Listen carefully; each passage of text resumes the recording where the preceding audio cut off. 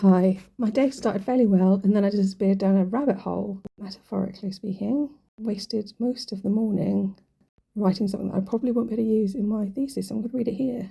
In his landscape series, T.S. Eliot wrote a poem about Usk, a village in Wales, which I visited several times with my daughter. We stayed at Kirk Bledwin, a former 14th century manor house where two of Henry VIII's wives stayed, Jane Seymour and Catherine Parr. We usually went to the village for dinner, however, one evening we were tired and went to the nearest pub, Clanby. It was there I read on the menu that Eliot had visited the area and felt a poetic kinship. It was only later that I discovered that Jane Seymour's dowry was Clanby, the White Hart Inn.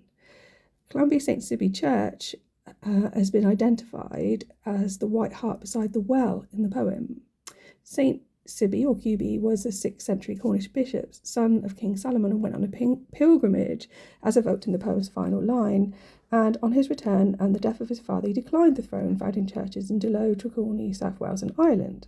The poem starts with a break, a caesura, to echo the upcoming imperative instruction to not break the branch. It's interesting that the second caesura, the comma, suggests another break in relation to the upcoming or hope. The inclination is to read hope as a verb, however, there's a possibility of reading this as a noun, as a reference to Alpus, the daemon of hope left behind in Pandora's jar. This imperative could suggest that the branch and hope are connected through a family tree, perhaps someone who was heir to a throne such as St. Sibby. The reference to the Pilgrim's Prayer could relate to his prayer when the Irish Crutia Fintum and his disciples took their cow and bound it to a great tree. God heard the prayer of St. Sibby and in his wondrous fashion sent the calf to its mother together with that tree, to which it was tied and together with its roots.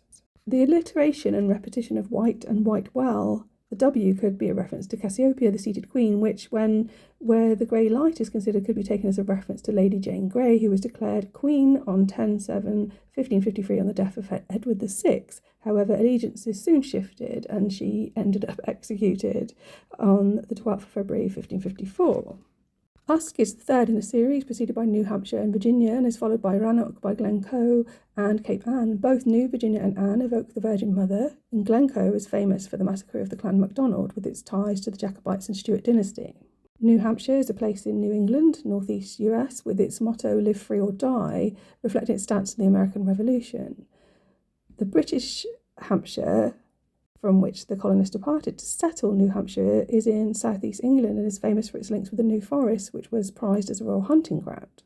This poem ends with a reference to swing up into the apple tree, evoking a resonance with the Garden of Eden and Eve's temptation.